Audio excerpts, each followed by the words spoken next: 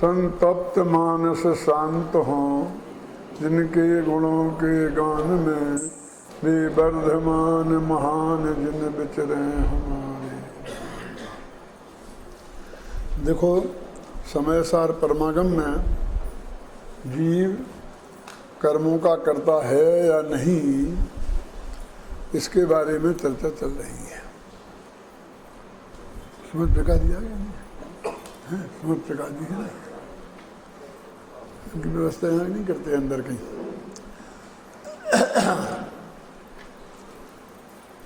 पौद्गलिक कर्मों का करता है कि नहीं,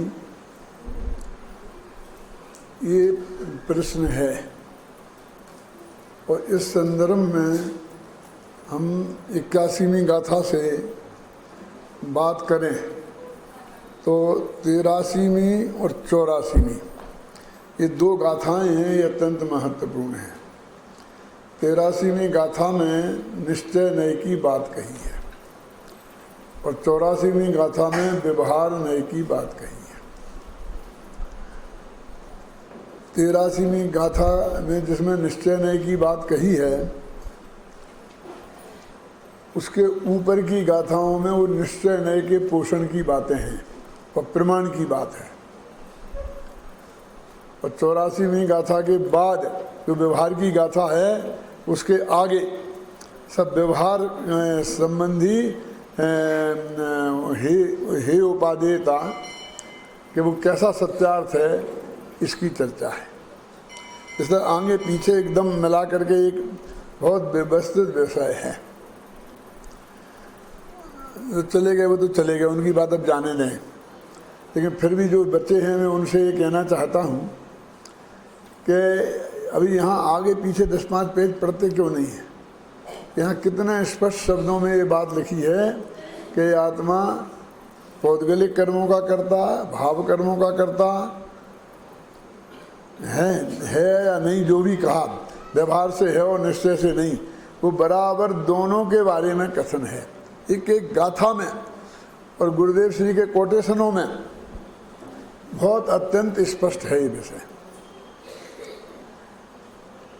यानी जिस विषय में कहते हैं बहुत चर्चा चल रही है और विवाद सुलझता नहीं है, यदि ये समय सार अनुशीलन के प्रकरण पढ़ लें तो मुझे कहीं कोई विवाद नज़र नहीं आता। और मेरे से तो कोई अपेक्षा कर ही नहीं सकता है कि वो जो कहेगा मैं उसकी बात का, किसी की बात का समर्थन करूँगा। मैं तो जो पूज्य गुरुदेव श्री की बात आमना से चली आई है और मैंने खूब सोच समझ कर सब ग्रंथों का आलोड़न करके इसमें लिखी है, वो बहुत सोच समझ के लिखी है, वो वही बात मेरे से आएगी। तब मैं आपको जरा कहता हूँ, थोड़ा सा आपको अंदाज लगेगा। आत्म करे ना कर्म गुण, 81वीं गाथा। आत्म करे ना कर्म गुण, ना कर्म आत्म गुण करे।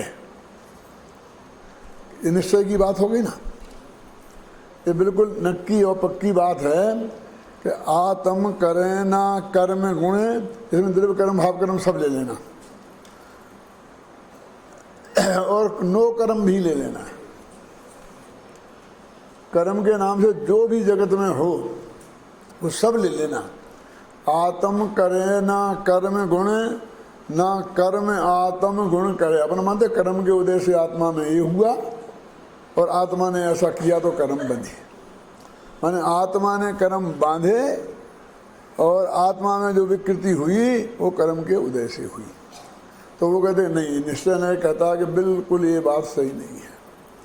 पर परस्पर परिणमन में दोनों परस्पर निमित्त हैं, ये बात।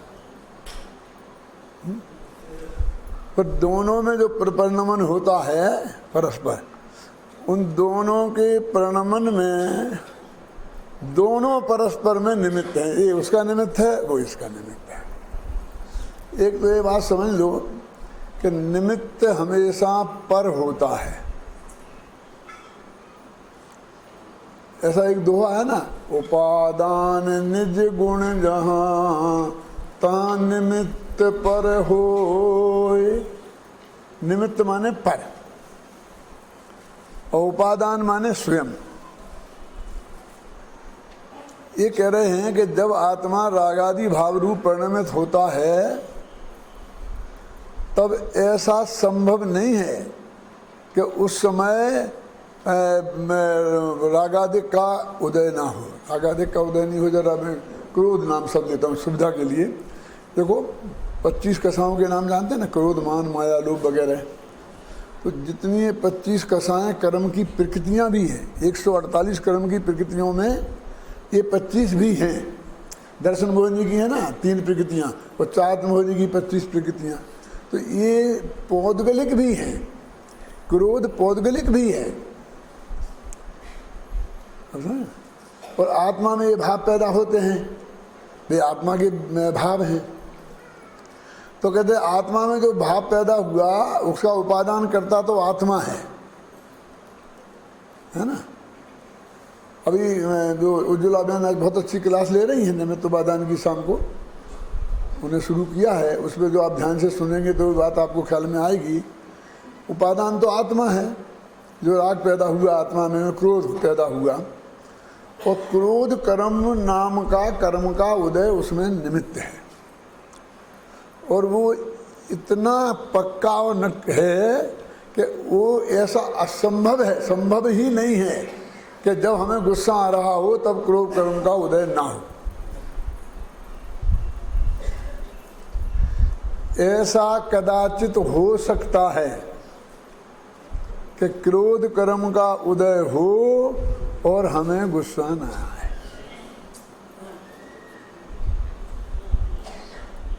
क्या अब आप कहेंगे कि ये उल्टी उल्टी गंगा क्यों बहा रहे हैं? इसलिए कि कर्म तो समझदार है नहीं, फिर तो समझदारी से काम करेगा है? तो वो तो अपने समय पर उदय में आएगा, और जब कर्म उदय में आएगा उस वक्त आत्मा राग रूप प्रण में और नहीं प्रण में, ये तो समझदार है। यदि ऐसा मान लेंगे कि प्रणमन करना ही पड़ेगा, गुरुदेव की भाषा में कहूँ तो डिग्री टू डिग्री, तो मोक्ष का मार्ग रुक जाएगा। क्योंकि अनादि से कर्म का उदय तो हमेशा ही मिथ्यात्व कर्म का उदय ही है, और मिथ्यात्व कर्म के उदय में ही मिथ्यात्व कर्म के नाश का पुरुषार्थ होता है ना। उसका क्रोध कर्म का उदय है, और हमारा उपयोग दूसरे काम में लग रहा है। आत्मा में लग रहा हो तो उससे बढ़िया कोई दूसरा काम ही नहीं है, लेकिन अपने पुत्र का वियोग हो गया हो और एकदम शोक में लग रहा है, तो क्रोध को कहाँ अवसर है, वो तो रोता रहेगा। अभी करुणानियोग वाले बताएंगे वो उसमें संक्रमण हो गया, उसमें जाके उसके रूप में आ जाएगा, ये हो जाएगा, वो उनसे समझ लेना। लेकिन वो तो एक ही तीव्रता में किसी एक भाव में ही रह सकता है ना, है? समझ रहे ना आपके? तो ऐसा समय हो सकता है। मैंने मिथ्यात्व कर्म के उदय के काल में मंद तीव्र में नहीं, टोडरमल जी ने लिखा है, नदी का प्रवाह तीव्र हो और उस पर हाथ पैर मारोगे तो बेटा कुछ नहीं होने वाला है, और मंद में यदि चुपचाप शांति से बहते रहे तो समुद्र में ही जाके गिरने वाले हो। उसमें हाथ पैर मारोगे तो किनारे लग सकते हो। लेकिन कर्म का आत्मा में राग गुस्सा आया है तो उस वक्त ऐसा तो हो सकता है कि सामने वाले ने आपको गाली दी हो कि नहीं दी हो, और फिर भी गुस्सा आ जाए बिना गाली दिए भी, और गाली देने पे भी आ जाए। लेकिन वो क्रोध नामक कर्म का उदय नहीं हो, ऐसा नहीं हो सकता। वहां पर बराबर नियम है, नियम बना हुआ है। तो इसलिए कहते हैं कि वो उसमें निमित्त है। अब भी कर्म बंधे, अब कर्म का उपादान तो कर्मण बढ़ना है। अब उसमें ऐसा संभव नहीं हो सकता तीन काल में कि आपके भाव ना हो, मोह राग द्वेष भाव, और वे कर्म बन जाए। फिर तो चाहे जिसको चढ़ जाएंगे, चाहे जब चढ़ जाएंगे। ऐसा भी नहीं हो सकता कि आप राग द्वेष मोह करें कर्म ना बने, क्या जाने। ऐसा भी नहीं हो सकता है कि आप राग द्वेष मोह नहीं करें वे बन जाएं, और आप करें वो नहीं बने। ऐसा उसको दोनों तरफ से कोई आज़ादी नहीं है। तो इन दोनों में परस्पर निमित्त है। निमित्त नैमित्तिक संबंध है। अब असली दिक्कत ये है कि जगत में निमित्त नैमित्तिक जिनका संबंध है उनको ही सारी दुनिया कर्ता कर्म संबंध मानती है, उसको ही कर्ता मानती है, निमित्त को कर्ता कहने का रिवाज है। और जिनवाणी में भी, उस जिनवाणी ने भी उन कथनों को अपने जिनवाणी में जगह दी है। क्यों दी है वो मैं अभी बताऊंगा, आप समझे ना। इस टोर में देखा निमित्त नैमित्तिक संबंध बहुत घने हैं, इसलिए उन्हें कर्ता कर्म कहते कहते देख लो, उसने किया तो हो गया, आप समझे ना। बराबर वो कहता है उसका कुमार है, कोई घड़ा ऐसा बनाओ, हमें तो मिट्टी रखी थी यहीं पर और कुमार था ही नहीं, और एकदम मिट्टी में से ऐसा घड़ा हो गया, बन गया, वो तो बताओ। जब जब घड़ा बनेगा तो वहाँ कुमार की, गुरुदेव की भाषा में, हाजिरी अवश्य रहेगी। और अकेली हाजिरी नहीं रहेगी, उसका योग और उपयोग उसमें लगेगा। योग माने वो जो ऐसे हाथों में से ऐसे ऐसे करेगा ना, चक्का घुमाएगा, उसका नाम योग। और ज्ञान उधर उधर लगा रहेगा, इसका नाम उपयोग। होगा ही होगा। अब सारी दुनिया को वो कुमार ही दिखता है, घड़ा जब बना तब होता हुआ। अब मिट्टी बेचारी घड़ा बन रही है, अब वो इस जगह मूर्ख जगत को मिट्टी दिखती ही नहीं कि मिट्टी घट रूप में परिणमित हुई है। क्योंकि यदि ककरीली मिट्टी होती तो घट नहीं बन सकती, रेती होती तो घट नहीं बन सकती थी। तो असली दिक्कत क्या है कि उपादान की इसकी दृष्टि नहीं है, इसकी दृष्टि वैसे निमित्त पर है, निमित्त पर है। इसलिए कुमार उसका कर्ता दिखाई देता है और भोक्ता भी कुमार दिखाई, इसमें लिखा है सब। इसकी जो टीका है हमने चंद की, उसको मैंने पढ़ के आया हूँ। अब यहाँ रखे हैं, दो ही समस्या है यहाँ। ये मेरी टीका, ये जयतीन छाबड़ा की टीका, ये सोनगढ़ की छपी, ये जयपुर की छपी, और ये बीच में मैं बैठा हूँ। समझ ना, घबराना नहीं। मतलब वो दुनिया को कुमार दिखता है, और उस घड़े में पानी रख करके जो ठंडा पानी होगा उसको पी करके तृप्त होगा, वो तृप्ति भी कुमार को ही होगी। इसलिए भोक्ता भी वही है। कैसा वो नहीं, वो बेच देगा तो पैसा मिलने से जो तृप्ति होगी वो कुमार को होगी। समझ गए ना, कुमार उसका भोक्ता है। और ये हुआ निमित्त की तरफ से कथन कि घट रूप क्रिया का कर्ता कुमार है और कुमार ही उसका फल भोगता है। अब ये कहते हैं कुमार ने क्या किया, मिट्टी घट रूप परिणमित हुई और घट रूप परिणाम को मिट्टी ने ही पाया, और घट रूप परिणति मिट्टी में ही हुई। इसमें 3 शब्द आएंगे अभी। कर्ता परिणामी द्रव्य क्रिया रूप परिणाम परिणति पर्याय की फिरन एक वस्तु त्रय नाम। बनारसीदास का समझे क्या है? परिणामी द्रव्य करता है, मानो जो द्रव्य में परिणमन हुआ वो करता है, जो दूर बैठा निमित्त है वो करता नहीं है, ये कह रहा है। और जो हुआ वो कर्म है, और जो हुई वो क्रिया है। ये हुआ और कर्म हो, जो हुई वो क्रिया। हुआ और हुई में क्या फर्क है? दिनेश भाई क्यों अन्ना जी है तुम्हारा करना नहीं होगा? इसका जवाब कोई व्याकरण शास्त्र से जवाब देता हूं। पहले मैं व्याकरण शास्त्र से जवाब देता हूं कि व्याकरण में 6 या 8 कारक होते हैं।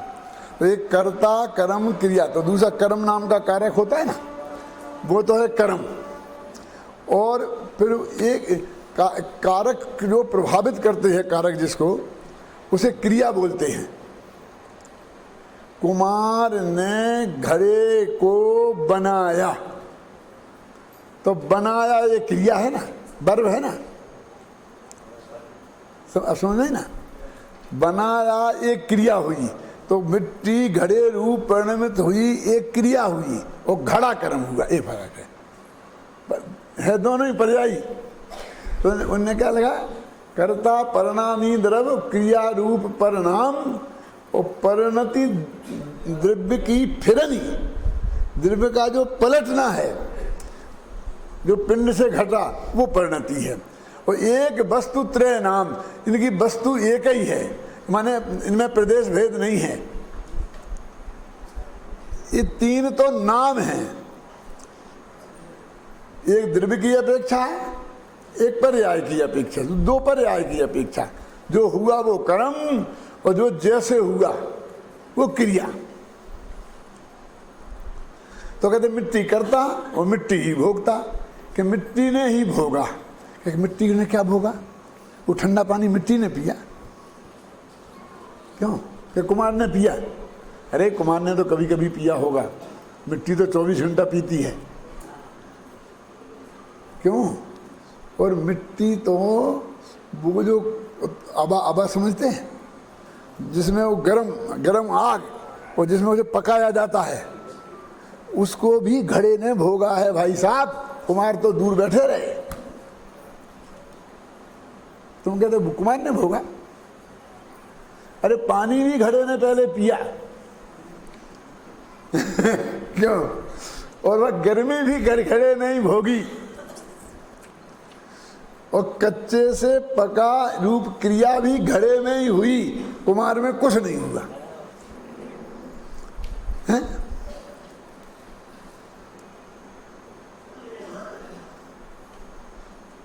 क्या समझ में है?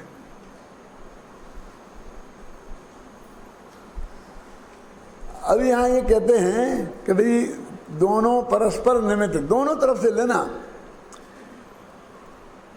क्या वो राग हुआ तो राग में कर्म का उदय निमित्त है, क्रोध। ये गुजरात मराठी लोग तो क्रोध को ही राग कहते हैं, समझे ना? अब ये तो उन्होंने वस्तु स्थिति क्या है समझ लो, प्रमाण का कथन, कि हुआ क्या ये बता दिया, घटना क्या घटी। क्या दो क्या घटी? कि आत्म करे ना कर्म गुण, ना कर्म आत्म गुण करे, पर परस्पर परिणमन में दोनों परस्पर निमित्त हैं। वस्तु स्थिति तो ये हो गई। इसको बोलते हैं निमित्त नैमित्तिक संबंध बहुत है। अब ये है कि ये निमित्ताधीन दृष्टि जगत की क्यों? निमित्त की अपेक्षा जो कथन किया जाता है उसे व्यवहार बोलते हैं, ये भी समझ लो आप। कम से कम सद्भुत व्यवहार है ना, निमित्त की अपेक्षा। और उपादान की अपेक्षा जो कथन किया जाता है उसे बोलते हैं निश्चय। तो ये निमित्त की अपेक्षा जो कथन ऊपर बताया वो हो गया नीचे व्यवहार। व्यवहार नहीं से ऐसा कहते हैं। देखो फिर क्या लिखा 81 में, बस इसलिए यह आत्मा निज भाव का कर्ता कहा, और अन्य पुद्गल कर्मकृत भाव का कर्ता नहीं।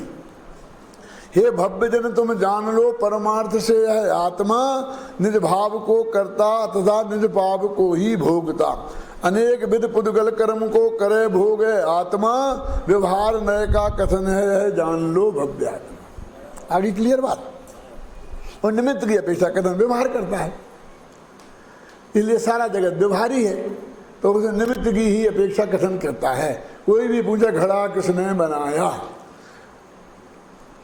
तो सारी दुनिया में चले जाओ, एक भी आदमी ऐसा कहता नहीं मिलेगा कि मिट्टी ने, सब यही कहेंगे कुमार ने। क्यों कहेंगे कि नहीं कहेंगे? कि साहब अपने मुमुक्षुओं से पूछो, मुमुक्षुओं से पूछो। अरे मुमुक्षुओं से भी अभी तो अभी मैं कह रहा हूं ना, लेकिन मैं कल पूछ के बता दूंगा सब यही जवाब देंगे। क्या क्या है ना, समझाते समझाते भी यही जवाब देंगे। माने इतना अधिक है उसका कथन का जोर। और इन निश्चय की बात तो बहुत तत्व चर्चा में कभी कभी आएगी। अब समझ आई ना? तो कितना है तुमने लिखा, तो जयचंद छापा ने व्यवहार का कथन बहुत है, जिनवाणी में भी लिखा कि नहीं लिखा? अब देखिए क्यों है। आपके घरों में हम जाएं तो चांदी की थालियां हैं, है ना, क्या नहीं है मधुकर भाई? हैं? उस पर क्या लिखा है? मधुकर भाई चिमनलाल साय। ये क्यों नहीं लिखा? ये चांदी की थाली है, चांदी लाल, ऐसा क्यों नहीं लिखा? मधुकर भाई क्यों लिखा?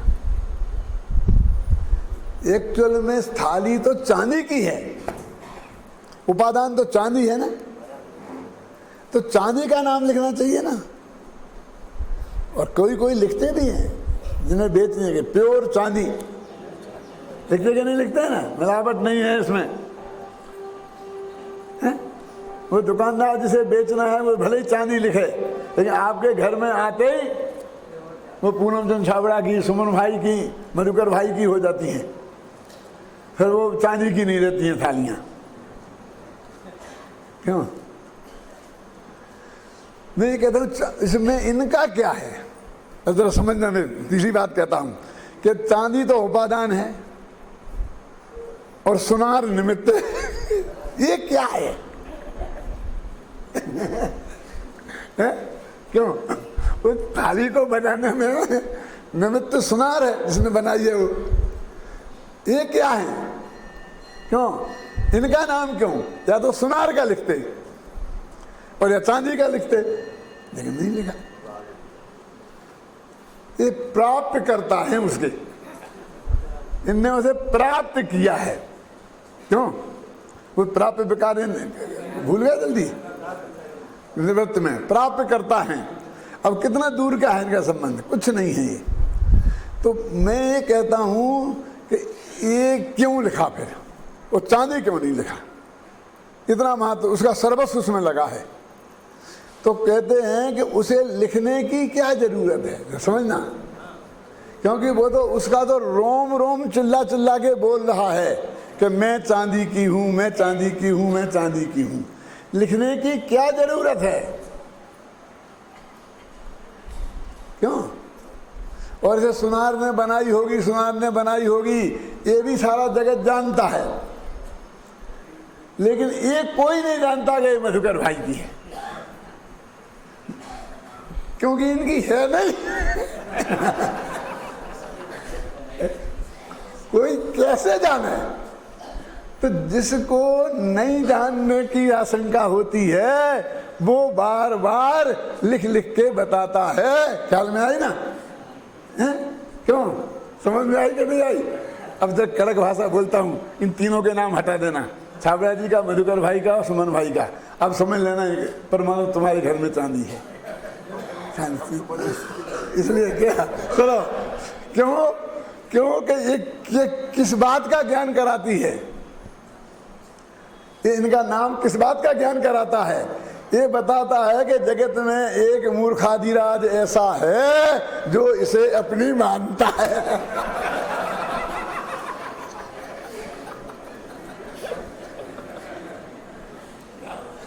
इसका पता कैसे चले?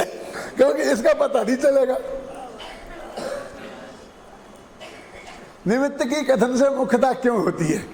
क्योंकि नहीं तो उसका पता ही नहीं चले। हमदे जी, मैं आपसे बात पूछता हूँ, वो लिखा है यहाँ, यहाँ कहाँ गया वो बोर्ड? उतर गया, उधर लगा होगा कहीं, कि शिविर शिविर के कर्ता कौन हैं? कांति भाई मोटानी और जो भी जो है ना, रमेश जी, मंगल जी और जगदीश जी। ये क्यों नहीं लिखा कि हुकुमचंद भारत, शांति कुमार पाटिल, ये क्यों नहीं लिखा? हमारे पास तो हम रहे, क्यों? ये क्यों लिखा? ये तो बिना लिखे ही सबको पता चल रहा है। ये तो बिना लिखे ही सबको पता चल रहा है, इसमें लिखने की क्या जरूरत है? क्यों? यदि वो नहीं लिखा जाता तो किसी को पता नहीं चलता। समझिए ना? तो जिसके नाम के लुप्त होने का डर है उसका उल्लेख किया जाता है।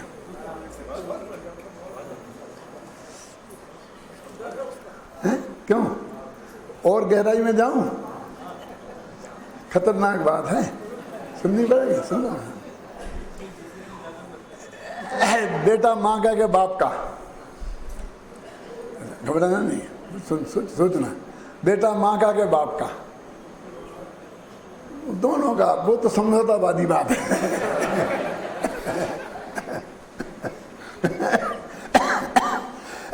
पहले दोनों का हिसाब किताब बता दूं। दोनों का क्या है? ये दोनों का बोलने वाले कौन लोग हैं? क्यों मैं बोलता हूँ बेटा मम्मी की बात मानना कि पापा की? क्यों? तो कोई कहेगा मम्मी की, कोई कहेगा पापा की, और कुछ लोग जो सरदार होंगे वे कहेंगे दोनों की। घबराना नहीं, पूरी बात सुनना। क्यों? दोनों की संभव ही नहीं है एक साथ। मम्मी कहती है स्कूल जा, पापा कहते हैं मेरे साथ चल दुकान पे। अब दोनों वो स्कूल जा के दुकान पे जाए, बोलो। मम्मी कहती सब्जी ला, पापा कहते स्कूल जा, दोनों एक साथ हो कैसे सकता है? ये दोनों की कहने में बहुत अच्छी लगती है। माँ का कहना मानना के पिता का, समझ में आ गया आपकी? में कि माँ का नहीं मानेगा तो बिना सब्जी की रोटी खानी पड़ेगी। क्यों? और बाप की नहीं मानेगा तो जिंदगी भर दुकान पे बैठना पड़ेगा, पर नहीं पाएगा। वहाँ तो कोई कारण है ना। और चौथे प्रकार के लोग भी होते हैं। कौन? कि माँ की मानना के पिता की, कि एक है माँ की, दूसरा कहता है पिता की, तीसरा कहता है दोनों की, चौथा कहता है दोनों की नहीं मानना। 4 रास्ते हो सकते हैं ना। तो अब मेरे से कोई जो ये कहे कि मम्मी की मानना, मान लो तुम ये जवाब दो, तो मैं कहूँगा ऐसा लगता है कि तुम्हारे घर में इंदिरा गांधी का राज अभी भी चलता है। समझ में आया कि नहीं आया? कोई कहे पापा की, कि भले ही इंदिरा गांधी का हो लेकिन गद्दी पे तो मनमोहन सिंह ही बैठा है। क्या समझ में आई कि नहीं आई? और जो कहें दोनों की, किसकी सत्ता है इस देश में? सोनिया गांधी की कि मनमोहन सिंह की? तो लिखा जाएगा इतिहास में कि 2 प्रधानमंत्री थे। और चौथे कौन है? वो लड़का है ना। मम्मी ने कहा सब्जी लाओ, पापा ने कहा स्कूल जाओ, तो वो जिसका इंदिरा गांधी का राज है जिसके घर में वो सब्जी लेने जाएगा। पापा कहेंगे क्यों तू स्कूल नहीं गया? मम्मी ने सब्जी लेने भेजा था। भिड़ना हो तो मम्मी से भिड़ो, उनसे भिड़ने की तो तुम्हारी हिम्मत नहीं है।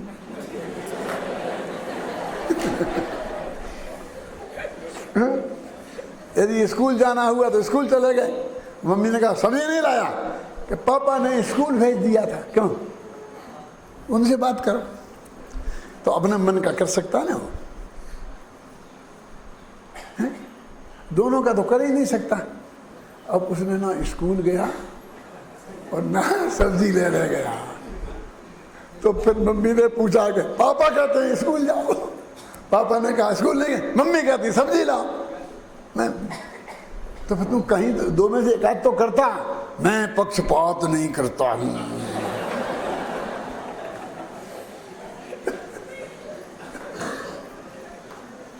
क्या क्या है? वो कहते हैं निश्चय व्यवहार दोनों की मान लो, लेकिन दोनों परस्पर विरुद्ध बोलते हैं ना। एक कहता है कि इसका करता है परद्रव्य का आत्मा, और दूसरा करता नहीं है। बोलो, एक कहता है घड़े को कुमार ने बनाया और एक कहता है मिट्टी ने बनाया। दोनों की कैसे मान लें भाई साहब? बिना नए विभाग के इसका निपटारा कभी 3 लोक और 3 काल में संभव नहीं है। इसलिए जितना पढ़ना जरूरी समय सार है उतना ही जरूरी नए चक्र भी है, निमित्त उपादान भी है, निश्चय व्यवहार भी है। क्यों? इसलिए हमने दोनों क्लासें चलाई हैं। निश्चय व्यवहार की भी चलती है, अभय जी लेते हैं कि नहीं, और निमित्त उपादान की भी चलती है, उज्ज्वला बहन लेती है। तो उसके बिना तो हमारी गाड़ी आगे चलेगी ही नहीं। कि दोनों परस्पर निमित्त हैं। देखो, आत्म करे ना कर्म गुण, ना कर्म आत्म गुण करें, पर परस्पर परिणमन में दोनों परस्पर निमित्त हैं। ये उसका निमित्त है, वो उसका निमित्त है। अब एक अपना प्रश्न रह गया बाकी, तो बेटा किसका? माँ के बाप का? क्यों? बोलो। दोनों का बता दिया, दोनों का जवाब तो मैंने इसने इतना बताया, इतना उदाहरण दिया दोनों का कहने में। तो क्यों? यदि दोनों का है कि माँ का है, तो स्कूल में बाप का नाम क्यों लिखाया, माँ का नाम क्यों नहीं लिखाया? बताओ। बेटा यदि बाप का है, माँ का है, तो स्कूल में बाप का नाम क्यों लिखाया? दोनों का लिखवा दो कहते। और आजकल कुछ लोग अपनी अम्मा का लिखाने लगे। मालूम है आपको, जिस स्कूल में किसी बच्चे का नाम की जगह, पिता के नाम की जगह माँ का नाम लिखा हो, तो उसका क्या अर्थ होता है जानते हो?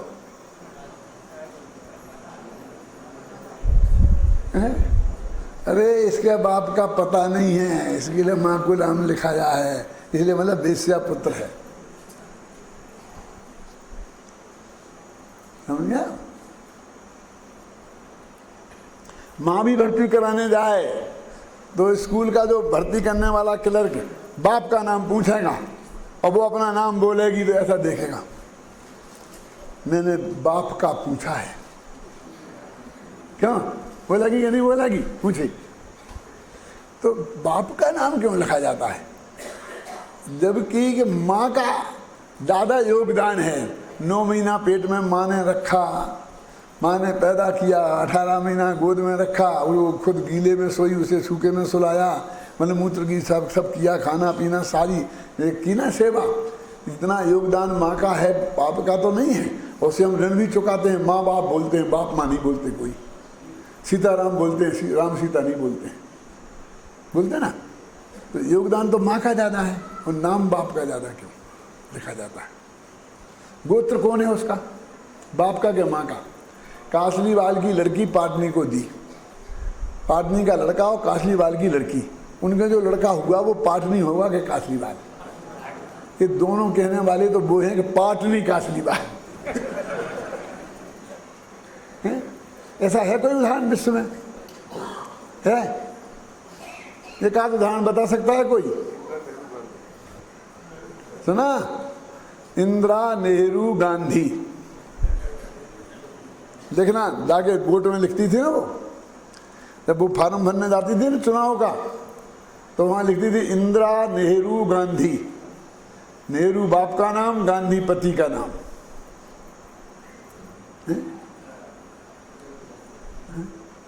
वो संजय दत्त की बहन है ना, वो भी ऐसे ही लिखती है, शादीशुदा है, बाप का वोट चुनाने वोट बैंक चाहिए। नेहरू का भी वोट चाहिए और गांधी का भी वोट चाहिए। कौन जानता है ये फिरोज गांधी का गांधी है? सब जानते महात्मा गांधी का गांधी है। क्यों? नहीं, ऐसा नहीं चलता लोग में, समझ गए ना? नाम पिता का क्यों, माँ का क्यों नहीं? इसलिए कि माँ का नाम नहीं लिखे तो सारी दुनिया को पता है कि इसकी ये माँ है, वो छिप ही नहीं सकती। अस्पताल में डिलीवरी होगी, 9 महीना पेट में बच्चा रहेगा, सब देखेंगे, दूध पिलाएगी, क्यों? वो छिपी नहीं रह सकती है। लेकिन बाप का नाम नहीं लिखा हो तो पता ही नहीं चलेगा। समझे ना? कि जिसका पता नहीं चलने का खतरा हो उसका लिखाओ, जिससे कि वो पता चलेगा किसका बेटा है। माँ का क्या लिखाना है? माँ का तो सारी दुनिया में प्रसिद्ध है ना। बच्चे में माँ उपादान है और बाप निमित्त। जरा ये उदाहरण में समझना, नहीं तुमको माँ कैसे निमित्त होगी, उपादान कैसे हो गई? उपादान तो उसका आत्मा है। और इसका प्रमाण दूं आपको, वाल्मीकि रामायण पढ़ी किसी ने? मैंने पढ़ी है, तुमने भी पढ़ी है, 2 आदमी हैं यहाँ जिन्होंने वाल्मीकि रामायण पढ़ी। जब रामचंद्र जी जंगल में जाने लगे तो अपनी माँ कौशल्या के पास गए और उन्होंने जाके कहा, अहम गमस्यामि महावनम, हे माँ मैं भयंकर जंगल जा रहा हूँ पिता की आज्ञा से। और सारी अपनी बात कही। तो कौशल्या जवाब देती है, वो पंक्ति मैं आपको सुनाता हूँ। दशरथात मयि जाता, हे दशरथ के निमित्त से मुझ में उत्पन्न हुए राम। क्या कहते हैं? उसमें लिखा है, रामायण में जाके पढ़ना, वाल्मीकि की रामायण। दशरथात मयि जाता, दशरथ के निमित्त से मुझ में उत्पन्न हुए राम। इसका मतलब है दशरथ हैं निमित्त और मुझ में पैदा हुए, जिसमें जो जिस द्रव्य की जो परिणति थी वो उसमें है। तो वहां भी निमित्त को मुख्यता मिली ना। बाप का गोत्र लिखा जाता है, बाप का गोत्र लिखा जाता है। और गुजरात में तो 24 घंटे नाम ही बाप का साथ में ही लिखा जाता है। बाबू भाई चुन्नीलाल मेहता। अरे बाबू भाई मेहता को बाबू भाई मेहता कौन है? ये पिताजी का नाम लेते तुम्हें शर्म नहीं आती? हमारे हिंदी प्रांत में ऐसा कोई नाम ले तो लेने के देने पड़ जाए। क्यों? अरे हमारे यहाँ तो इतनी मर्यादा है कि हमारे पिताजी का नाम हरदास जी था, तो हमारी मम्मी ने जिंदगी में कभी हल्दी शब्द नहीं बोला। और हल्दी और हरदास में कितनी दूरी है। वो हल्दी को पीली बोलते थे, पीली डाल दो, दाल में पीली डाल दो।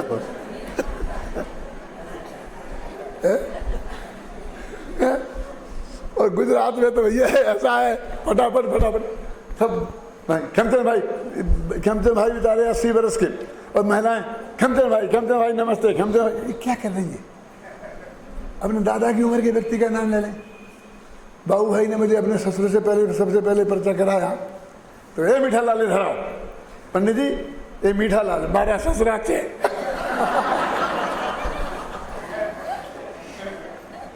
ये क्या करते हो?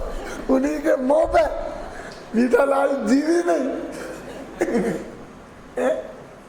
हमारे यहाँ तो हम नाम ले ही नहीं सकते। इसीलिए लोगों को पता भी नहीं है। पूछते पंजाब का नाम क्या नाम है, क्या नाम है पिताजी का, क्या नाम है पिताजी का? क्यों पता ही नहीं। तो इतना नाम लिखा है क्यों? कि बिना लिखाए पता नहीं चलेगा। तो निमित्त की मुख्यता से सारा व्यवहार लोक में चलता है। तो व्यवहार निमित्त के जोड़ी है और निश्चय की उपादान से जोड़ी है। तो व्यवहार नय का कथन है। क्या कथन है व्यवहार नय का? हे भव्य जन तुम जान लो, परमार्थ से यह आत्मा, निज भाव को करता, निज भाव को ही भोगता, अनेक विधि पुद्गल कर्म को करे भोग आत्मा। अरे नय का कथन यह जान लो भव्यात्मा। यहाँ तक बात उनने कह दी। अब वो कहते हैं कि व्यवहार नय का जो कथन है, जरा इसकी सच्चाई पे विचार तो करें क्या? तो वो अब अगली गाथा आई कि पुद्गल कर्म को करे भोगे, जगत में यदि आत्मा।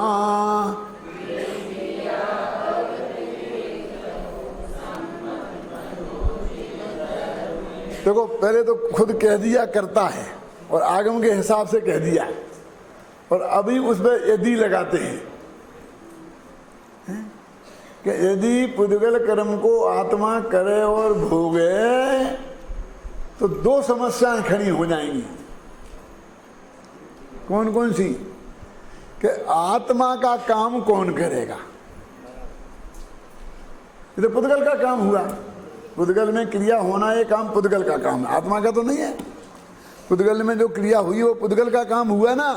तो यदि आत्मा पुद्गल को करे भोगे तो आत्मा का काम कौन करेगा? और पुद्गल का काम आत्मा करेगा तो पुद्गल क्या करेगा? ये समस्या है। न्याय तो ये है कि हर एक को अपना अपना करना चाहिए। निश्चय ने ये कहता है आत्मा का काम आत्मा करे, पुद्गल का काम पुद्गल करे, सीधी सच्ची बात है। विनोबा भावे जी ने एक बहुत बढ़िया बात कही है, बहुत मार्मिक, कि हिंदुस्तान इतना गंदा क्यों है और अमेरिका इतना स्वच्छ साफ क्यों है। उनने कहा कि हिंदुस्तान के हर व्यक्ति को सारा हिंदुस्तान इतना गंदा क्यों है इसकी बहुत चिंता है, और अमेरिका वालों को बिल्कुल चिंता नहीं है। फिर भी अमेरिका साफ है कि अमेरिका वालों को चिंता बिल्कुल नहीं है सारे अमेरिका की, लेकिन अपना घर और अपने घर के सामने की सड़क तक का हिस्सा रोजाना हर अमेरिकन अपने हाथ से साफ करता है। इसलिए अमेरिका, हिंदुस्तान का कोई आदमी अपना घर, अपना आंगन, अपने घर के बाहर का हिस्सा सड़क तक साफ नहीं करता है। चिंता सारे देश की करता है और सारा घर का कूड़ा निकाल के वहीं डाल देता है, इसलिए सारा देश गंदा है। क्या उपाय है? कितने कर्मचारी लगाए जाएं, कितने कर्मचारी लगाए जाएं तो हिंदुस्तान साफ रहेगा? क्यों? अभी कर्मचारी आएगा और धो धुआ के सफाई करके जाएगा और 5 मिनट बाद हम घर से बाहर निकलेंगे और सामान निकाल के फेंक देंगे, झाड़ के सामने ही फेंक देंगे सड़क पे। फिर क्यों? इसलिए है। तो क्या उपाय है? विनोबा जी से पूछा, उन्होंने कहा उपाय ये है सब हिंदुस्तानी हिंदुस्तान की चिंता करना छोड़ें, सिर्फ अपना घर और अपने घर के सामने की सड़क और सामने का हिस्सा साफ कर लें। सारा हिंदुस्तान एक दिन में साफ हो जाएगा, एक नया पैसा खर्च हुए बिना। कितने कर्मचारी रखो, कितना बजट बनेगा, कितना क्या होगा, क्या जरूरत है? बोलिए। अरे यही कहते हैं कि एक देव का दूसरा देव करे, कितनी व्यवस्था करे, कौन कौन किसका करे? सब अपना अपना कर ले, आत्मा अपना कर ले, पुद्गल अपना कर ले, कर्म अपना कर ले, शरीर अपना कर ले। क्यों? नाक अपना काम करे, कान अपना काम करे, स्त्री अपना करे, पुरुष अपना करे। क्यों? है तो ऐसा ही कि स्त्री अपना करती है, पुरुष अपना करता है, कोई किसी का करता ही नहीं है, बस बातें करते हैं। इसलिए कहते हैं कि भैया कि ये जो एक दूसरे को निमित्त हैं, थे तो निमित्त और इनने मान लिया कर्ता, और व्यवहार नए की भाषा में उसे कर्ता कहते हैं। अब यदि करे पुद्गल कर्म को करे भोगे जगत में यदि आत्मा, तो दुख क्रिया अव्यतिरिक्त हो। दोनों की क्रिया, एक जीव की क्रिया एक पुद्गल की क्रिया, दोनों अव्यतिरिक्त माने एक हो जाएंगी। जब दोनों की क्रिया एक हो जाएंगी तो दोनों का कर्ता एक हो जाएगा। तो जीव को पुद्गल बनना पड़ेगा। जीव पुद्गल की क्रिया करने जाए वो पुद्गल को भोगे तो जीव को पुद्गल बनना पड़ेगा। इस प्रसंग में गुरुदेव कहते हैं, वो जो लोग रोजाना चटकारे ले लेके आपको सुनाते हैं, कौन? कि यदि तुझे भैंस का स्वामी बनना है तो बेटा पाड़ा बनना पड़ेगा। जड़ की क्रिया का कर्ता बनना है तो जड़ बनना पड़ेगा। बोल। यदि कुमार को घड़ा का कर्ता बनना है तो मिट्टी बनना पड़ेगा, फिर वो मिट्टी को रोंध नहीं पाएगा, खुद रूंधना पड़ेगा। माटी कहे कुमार से तू क्या रूंधे मोए, एक दिन ऐसा आएगा मैं रूंधूंगी तो। ये झगड़ा खत्म हो जाए। मेरे मन में एक बात आ रही बार बार और मैं उसे बहुत दबा रहा हूं, लेकिन दब नहीं रही है। एक बहुत बड़ा महाकाव्य लिखा गया है इस देश में, उसका नाम है क्या, मिट्टी का है ना, क्या है, मूक माटी। बस ज़्यादा विकल्प मत नहीं करना, ये मुंह का ही रहना। मुझे हिंदुस्तान में तो उसे पढ़ने का समय नहीं मिला था, लेकिन मैं अमेरिका गया तो वो जिसके घर में जो किताब रखी होती मैं उठाकर उसे पूरी पढ़ जाता हूँ। 2-4 दिन पूरा मिल जाते हैं, तो ऐसे सारी किताबें मैं अमेरिका में पढ़ जाता हूँ। जब मैं भरतेश वैभव भी मैंने वहीं पढ़ा था, मूक माटी भी वहीं पढ़ी थी। वो मूक माटी मैंने क्या है कि मिट्टी तो मूक है, बोलती नहीं है, और ये मिट्टी का घड़ा बनाना है तो ये मिट्टी ऐसे ऐसे ताबे में नहीं आएगी। इसको खोदो, फिर पीटो, फिर मिट्टी में मिलाकर रोंदो, पैरों से कुचलो, फिर डंडे से मार मार के ठीक करो, फिर इसको सूली पे चढ़ाओ, चक्के में, है ना, और चला करके अपना हिसाब, तब से तुम्हारे हिसाब से बनेगी। और बनाकर फिर से आग में पकाओ, तब घड़ा बनेगा। मिट्टी तो मूक है, वो क्या कर सकती है? यदि कुम्हार ये सब नहीं करे, खदान में से मिट्टी को खोद के नहीं लाया है, और ये सारी दुर्दशा मिट्टी की नहीं करे, इतने साथ दुर्व्यवहार मिट्टी के साथ नहीं करे, तो वो घड़ा नहीं बन सकती।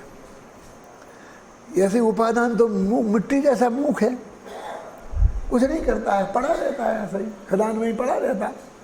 और जो गुरु रूपी कुम्हार है, वो उसको उपादान को पकड़ के कूटे, पीटे, खोदे, मारे, पैरों से रोंधे, तपाए, तपस्या करके, उपवास कर कर आकर के, तो फिर ये मोक्ष में चला जाएगा। उपादान खुद क्या कर सकता है? तो सब करेगा वो कुमार, तो निमित्त ही करेगा, उपादान से क्या होने वाला है?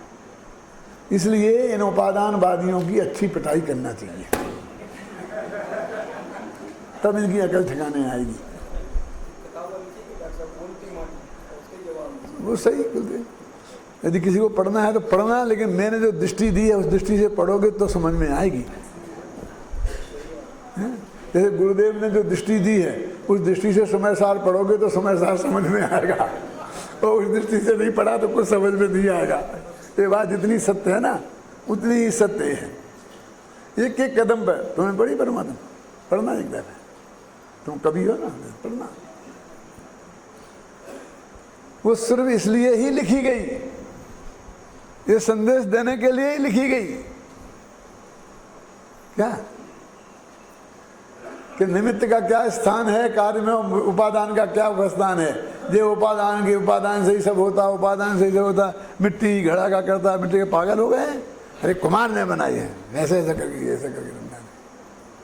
विद्यार्थी से पढ़ते हैं, पुराने जमाने में था, अच्छी पिटाई होती थी। अब घबराना नहीं, हमारे यहाँ नहीं होगी पिटाई। मालूम, पहले तो माँ बाप जाते थे स्कूल में, मालूम क्या बोलते थे कि मास्टर जी हड्डी हड्डी हमारी और चमड़ी चमड़ी तुम्हारी, लेकिन हमारा बेटा पढ़ लिख के होशियार बनना चाहिए। समझे इसका अर्थ के नहीं? कि तुम इतनी पिटाई करोगे कि चमड़ी उधड़ जाए, तब तक हम तुमसे कुछ नहीं कहेंगे। इतना ध्यान रखना कि हड्डी ना टूट जाए। समझे ना? हड्डी हड्डी हमारी और चमड़ी चमड़ी तुम्हारी, ऐसा बोलते थे हर माँ बाप। जाके बोलना पड़ता था, ऐसे अदालत में जाके कहना पड़ता है जो कुछ कहूँगा सत्य कहूँगा, सत्य के अलावा कुछ नहीं कहूँगा। ऐसा स्कूल में जाके ऐसा बोलना पड़ता था। और पुलिस में भी यही होता है ना, जो जितनी पिटाई करते हैं हड्डी नहीं तोड़ते। हड्डी टूटे तो फिर उन पर केस चल जाए।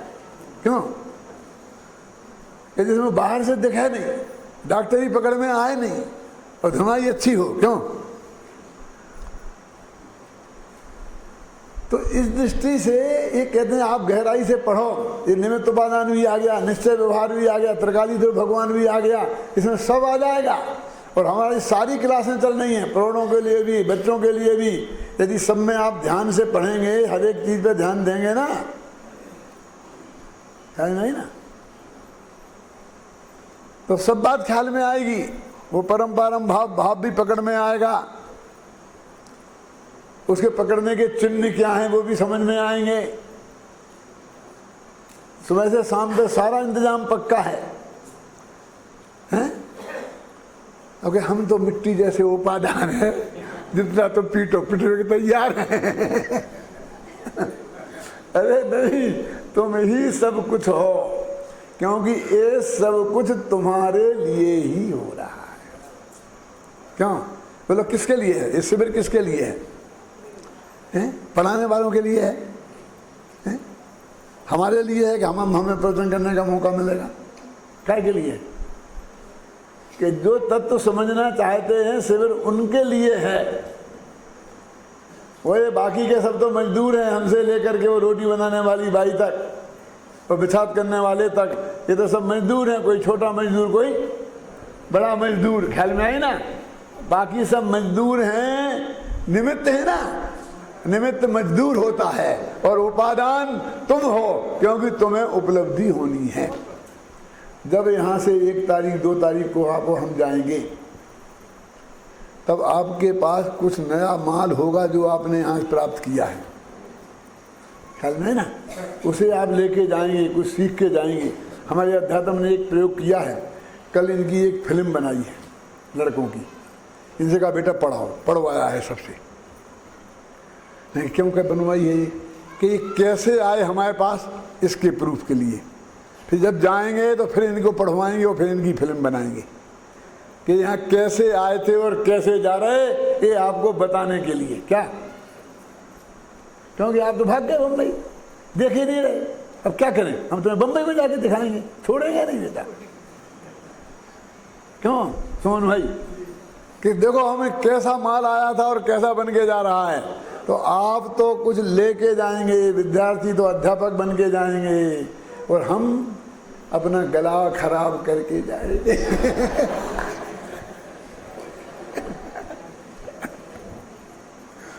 क्यों, हमारे लिए तो 43 में है भाई साहब, हमें क्या देखना उसका, हमें क्या सुनना है। हमारे तो रोम रोम में बस रहा है। हम तो आपको घर में बैठे बैठे बता दें कि आज चौथा दिन है, तो आदर्श माचन अनुकरण माचन चल रहा होगा कि कौन से प्रश्नोत्तर चल रहे होंगे, हम वहाँ बता दें कि वहाँ क्या चल रहा होगा, क्या पढ़ाया जा रहा होगा, आज का कौन सा पाठ चल रहा होगा। हम तो वहाँ घर बैठे बैठे बता देंगे बिना ही सुने, क्योंकि नक्की है कि 18 दिन में कुछ दिन क्या होगा। पर हमने नहीं किया है वो नक्की, क्यों? तो समझ लो भाई, आप उपादान हो और हम निमित्त हैं। जो भी धुनाई करेंगे हम अपनी करेंगे, किसी आपकी नहीं, इसलिए आप निश्चिंत रहो।